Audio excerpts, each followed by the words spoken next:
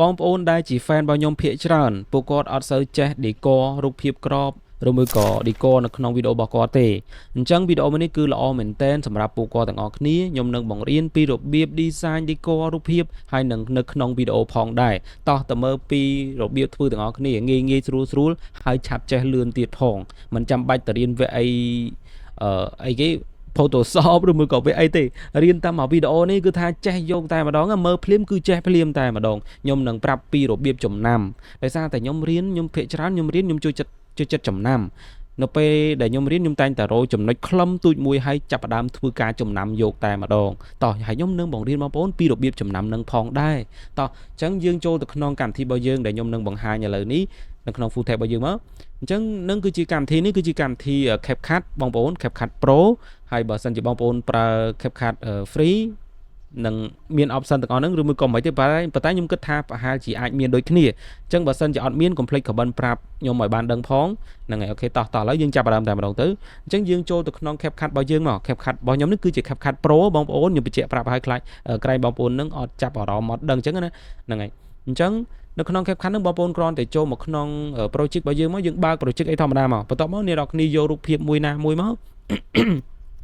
អធិស្ឋានបងប្អូនតកបងប្អូនយករូបភាពណាមួយមកដែលបងប្អូនចង់ទៅសេអក្សរចង់ design ចង់ decor ដាក់នៅក្នុងវីដេអូដាក់នៅក្នុង thumbnail គេហៅថារូបភាពក្របនៅលើវីដេអូអីចឹងណាអញ្ចឹងបងប្អូន import វាដាក់វាមក import មកតោះមកបងប្អូនទាញដាក់ចេះមកហ្នឹងហើយទាញដាក់ចឹងមកហ្នឹងហើយបន្តមកទៀតបងប្អូនចាប់ផ្ដើមដូរទំហំមកទំហំវីដេអូរបស់យើងគឺ 16.9 អញ្ចឹងបងប្អូនដូរវាឲ្យមកអត់តន់ធ្វើអីទេជំហានដំបូងគឺត្រូវតែដូរទំហំសិនមិនមែនទាញមកដាក់ឲ្យយើងចាប់ផ្ដើមកាត់ណាបងប្អូនមិនមែនចឹងទេគឺយើងត្រូវតែដាក់កំណត់ទំហំសិនមកនេះទំហំប្រមាណ 16.9 កំណត់អាហ្នឹងសិនមកនៅពេលដែលរូបភាពរបស់យើងនេះវាខ្វះខាតវាស្ទើរវាខ្មៅកេមអីយើងទាញវាថែមមកទាញមកវាពេញកេមអញ្ចឹងមកហ្នឹងហើយអូខេអញ្ចឹងឧទាហរណ៍ថាខ្ញុំសរសេរដាក់ថាអីគេអូនមានអីគេអូនដឹងចិត្តបងហ៎ផ្លេចអាចចំណងជើងឧទាហរណ៍យើងចង់សេចឹងចុះថាអូនមានថ្មីហើយបត់ថ្មីរបស់គេអញ្ចឹងណាអញ្ចឹងខ្ញុំចាប់ផ្ដើម import ចាប់ផ្ដើមទាញរូបដាក់មួយស្លឹករួចមកយើងចាប់ផ្ដើមដាក់រូបដាក់អក្សរយើងទាញអញ្ចឹងមកបងប្អូន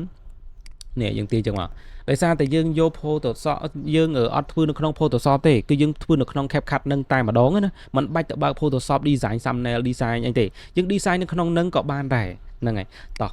អញ្ចឹងយើងដាក់ text មកបងប្អូនយើងដាក់ text មកយើងដាក់ text ហើយយើងចាប់ផ្ដើមសរសេរអក្សរចូល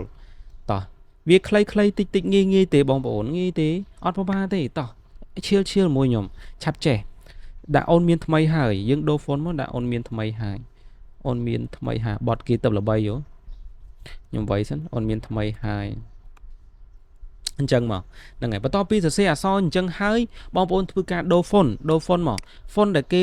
ភាគច្រើនដែលគេតែងប្រើនឹងគឺជា font មួយគឺ font ឈ្មោះថា Golan font Golan គឺជា font មួយដែលអក្សរធំជាងវាយអក្សរ K O U ចឹងមក enter មក search មកហ្នឹងហើយនេះ font នេះឈ្មោះថា Golan បងប្អូន font Golan ណាបងប្អូនខ្លះនឹងពេលដែលសរសេរអក្សរគាត់តរើ font ណានៃខ្មែរមូល OS អីណានៃ font Golan បងប្អូន font Golan យកអាណា font ណាធំហើយវាបែបគុណភាពដូចម៉ូតូ Honda អញ្ចឹងណាហ្នឹងហើយកុំរើស font ណាដែលចេះតែដាក់ iPhone អញ្ចឹង font រើស font ណាដែលវាលក្ខណៈថាមើលទៅគុណភាពបងប្អូនមើលខ្លួនឯងទៅបើបងប្អូនចាំមើលតិចខ្ញុំនឹងចាប់ផ្ដើមថែមថយអីទៅបងប្អូននឹងឃើញថាអូអាហ្នឹង font ហ្នឹងស្អាតមែនមើលទៅឆាប់ប្លែកភ្នែកមែនណាហ្នឹងហើយលើក្រោយរើសតែ font ហ្នឹងហ្មងអញ្ចឹង font ដែលខ្ញុំតែងប្រើហ្នឹងមានតែប្រហែល4 font ទេបងប្អូនដែលមើលទៅវាតាក់ភ្នែកហ្នឹងហើយមិនចេះតែប្រើ font តែពីfont អក្សរចេញមកតម្រងទូចឲ្យចេះដាក់ទៅដែរវាមើលមិនទៅមិនស្អាតបងប្អូនហ្នឹងហើយអញ្ចឹងយើងមើលអាណាដែលធំឆ្លោះមកអូខេអញ្ចឹង font មួយឈ្មោះថា font Golan តោះឥឡូវយើងធ្វើការ design មកធ្វើការដាក់អក្សរងាយបងប្អូនងាយទេយើងត្រូវដឹងឥឡូវតោះអញ្ចឹងបងប្អូនអញ្ចឹងខ្ញុំបញ្យល់កន្លែងនេះសិនរបៀបក្នុងការដាក់អក្សរយើងត្រូវដាក់នៅទីតាំងកន្លែងណាជាធម្មតាបងប្អូនយករូបភាពយើងត្រូវគិតដែរយើងនៅពេលដែលយើងបង្កើតរូបភាពឬមួយក៏យករូបភាពយកមក design ហ្នឹងយើងត្រូវគិតមែនតើគិតថាតើរូបភាពហ្នឹងយើងជាធម្មតាតើរូបភាពហ្នឹងយើងចង់បានជាទម្រង់បែបម៉េចជាធម្មតាខ្ញុំនិយាយជាកលឹះមួយដែលឲ្យបងប្អូនចំណាំជាធម្មតាគេជួយចិត្តដាក់អក្សរនៅកលៀតណាដែលយើងអាចដាក់ទៅបានវាប្រៀបបានទៅនឹងឧទាហរណ៍ថាឥឡូវខ្ញុំឧទាហរណ៍ថាកន្លែងនេះអត់មានអក្សរទេបងប្អូនឧទាហរណ៍ថាបងប្អូន ឧទាហរណ៍ថាបងប្អូនមានរបស់របរបងប្អូនមានកាសមានកុំព្យូទ័រមានធុង monitor មកអីចឹងណាបាសអី speaker អីចឹងណាហ្នឹងហើយហើយស្រាប់តែបងប្អូននេះបងប្អូនចង់ដាក់speaker មួយទៀតឧទាហរណ៍ចង់ដាក់ speaker មួយទៀតបងប្អូនគិតថាដាក់នៅកន្លែងណាសមតិចកន្លែងនេះគឺយើងអាចដាក់សមដែរមែនទេឧទាហរណ៍ដាក់ speaker នៅកន្លែងនេះមួយចឹងទៅដាក់ speaker នៅកន្លែងនេះមួយដាក់ទៅសមអត់អីមែនទេអត់ប្រទេសអីណាហ្នឹងហើយឧទាហរណ៍ថាបងប្អូនយក speaker នេះមកដាក់លើក្បាលរបស់ខ្ញុំមកដាក់លើស្មាកន្លែងនេះមើលទៅសមអត់បងប្អូនវាប្រតាក់គ្នាអីចឹងណាការដាក់អក្សរក៏ដូចគ្នាដែរការដាក់អក្សរយើងមិនមែនចេះតែដាក់ទេយើងគិតមើលថាតើដាក់អក្សរកន្លែងហ្នឹងគេមើលឃើញអត់ហ្នឹងហើយតើវាស័ក្តិសមវា balance គ្នាអត់តើអ្វីដែលយើងចង់បង្ហាញទៅឲ្យគេហ្នឹងគឺជាអីតើវាមើលទៅវាស៊ីភ្នែកឬមួយក៏អត់ហ្នឹងហើយអញ្ចឹងយើងដាក់យើងមើលដែរយើងមិនមែនចេះតែដែរណាបងប្អូនឧទាហរណ៍តែខ្ញុំយកអក្សរមកដាក់កន្លែងនេះឥឡូវខ្ញុំបង្ហាញអីបងប្អូនខ្ញុំបង្ហាញអីបងប្អូនមើលបើសិនយើងដាក់ត្រូវបងប្អូនមើលជាក់ស្ដែងដាក់អក្សរកន្លែងនេះឃើញថាឥឡូវយើងបងប្អូនចង់បង្ហាញអីឃើញអត់ឃើញវាបតងបទើគ្នាអត់មើលទៅវាអត់ស៊ីគ្នាមកឧទាហរណ៍ដាក់កន្លែងនេះក៏វាអត់សូវអីម៉ានេះប៉ុន្តែយើងត្រូវរកអក្សរហ្នឹងទៅដាក់នៅកន្លែងណាមួយឲ្យស័ក្តិសមបំផុតឲ្យមើលទៅវានេះភ្នែកវាស្មើភ្នែកបងប្អូនហ្នឹងហើយចឹងបើសិនជាយើងអត់ចេះរៀបចំទេវាស្មើនឹងអីវ៉ាន់ហ្នឹងគឺវាញ៉ៃចឹងខ្ញុំជ្រើសរើសដាក់នៅកន្លែងនេះមកនេះឲ្យមើលទៅវាស្មើភ្នែកបងប្អូនតោះឥឡូវខ្ញុំចាប់ផ្ដើមធ្វើការ design ទៅលើអក្សរនឹងតិចតួចជាធម្មតាបងប្អូនជាធម្មតាអក្សរដែលគេ design គេអត់ចូលចិត្តប្រើ stroke ទេអត់ចូលចិត្តប្រើ stroke បែបនេះណាបងប្អូនអត់សូវស៊ីណាហ្នឹងហើយ stroke បែបនេះគេប្រើបាននៅពេលណា stroke បែបនេះគឺប្រើបាននៅពេលដែលមាន background អញញ៉ៃច្រើនពេកហើយនឹងមានពណ៌ច្រើនខ្លាំងពេកហ្នឹងហើយបានគេប្រើ stroke តែបើសិនជា background វាស្អាតហើយវាស្រឡះល្អហើយយើងអត់ប្រើ stroke ទេអានេះគឺគេហៅថា stroke ហ៎បងប្អូននេះអាពណ៌សនេះអាពណ៌សដែលដិតជុំវិញអក្សរពណ៌ខ្មៅហ្នឹងគឺអាហ្នឹងគេហៅថា stroke មានន័យថាពណ៌ឡើងបតាពេញហ្នឹងហើយដូចមានគ្នាយើងខ្លាំងក៏ដាក់អញ្ចេះនេះក៏ដាក់អក្សរពណ៌អញ្ចេះហើយអក្សរ font អត់ស្អាតទៀតហើយក៏ដាក់លប៉ុណ្ណានៃ stroke ឡើងប៉ុណ្ណានៃឡើងបតា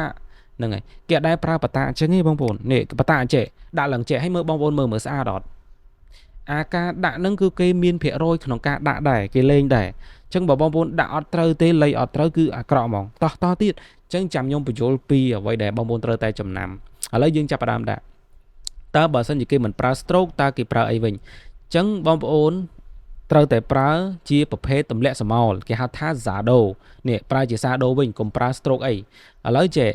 បងប្អូនគ្រាន់តែទាញវាមកដូរ font ដូរអីស្អាតមកបងប្អូនគ្រាន់តែទាញចុះមកក្រោមមកហើយបងប្អូនរកពាក្យថាយើងដក stroke ចេញមកបងប្អូនដក stroke ចេញមកអត់ stroke ទេយើងរើសពាក្យថា shadow យើងដាក់ជាស្រមោលចេះវិញបងប្អូនវាស្អាតជាងដាក់ស្រមោលគឺវាស្រដៀងគ្នានឹង stroke ដែរប៉ុន្តែវាមិនដល់ថ្នាក់បតាដល់ថ្នាក់ហ្នឹងនេះបងប្អូនដាក់មកហ្នឹងហើយយើងកែពណ៌កែអីមកយើងយកពណ៌សក៏បានដែរនេះពណ៌សទៅស្អាតអូខេពណ៌សមកនេះយើងរើសពណ៌កន្លែង color កន្លែងនេះពណ៌កន្លែងនេះយើងដាក់ stroke មកយើងសេរី stroke សេរីអីមកបងប្អូននេះយើងអាចសេរីបានកន្លែងនេះវាមាន3 4 5បន្ទាត់អញ្ចឹង stroke យើងចង់ឲ្យវានេះប៉ុណ្ណា stroke ប៉ុណ្ណា stroke មកល្មមមកបងប្អូននេះ stroke ប៉ុណ្ណេះស្អាតនេះត្រឹម 17% ត្រឹមប៉ុណ្្នឹងមកស្អាតបាត់ហើយអញ្ចឹងអាហ្នឹងគឺជាការ design បែបសាមញ្ញធម្មតានេះប៉ុណ្្នេះមកយើងសេរីបងប្អូនយើងសេរីនេះយើងអាចនេះសមលនឹងវារត់ទៅដល់ណាអញ្ចឹងប៉ុណ្្នេះមកនេះយើងលេងគឺយើងលេងបែបអញ្ចឹងយើងអត់មានដាក់ stroke បតិកបតាទេនៅពេលដែលគេមើលមកគឺវាឆាប់ចុះភ្នែកវាឆាប់ចូលភ្នែកហ្មងវាសាមញ្ញប៉ុន្តែគេមើលឃើញថាយើងចង់បង្ហាញអីហ្នឹងហើយនេះយើងចង់បង្ហាញរូបអាប៉ែនេះហើយនឹងអក្សរនេះអាប៉ែនឹងអាណាគេនោះគឺដូចខ្ញុំនេះយើងចេះមកនេះយើង stroke ចឹងមកហ្នឹងយើងសេរីតាមហ្នឹងឃើញអត់បងប្អូនឃើញវាសាមញ្ញហើយស្អាតអត់ហ្នឹងហើយឥឡូវខ្ញុំ copy មួយទៀតមកខ្ញុំថែមថយយើងសរសេរមកជួរទៀតមក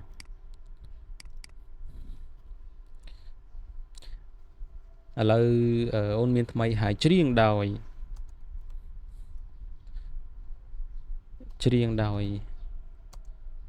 ណាទីអូ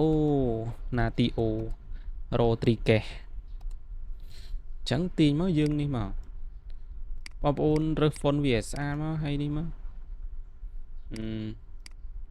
let's go ទាញដាក់កន្លែងនេះមកយើងចេះលេខអក្សរណាបងប្អូននេះអញ្ចឹងមកស្អាតបាត់ហើយដាក់វាស្មើមកនេះ ធម្មតាសាមញ្ញប៉ុន្តែគុណអីចាសាមញ្ញតែគុណភាពមើលទៅឆាប់ស្អាតមើលទៅឆាប់ចុះភ្នែកយើងមិនបាច់ទៅអីហោះហើរទៅណាពេកទេឃើញអត់បងប្អូនឃើញអត់នេះសាមញ្ញទៅប៉ុណ្្នឹងមកស្អាតបាត់ហើយមើលចុះភ្នែកបាត់ហើយវាអត់ឲ្យញ៉ៃហ្នឹងហើយហើយយើងថែមកលថែមពណ៌ឥឡូវចាំតិច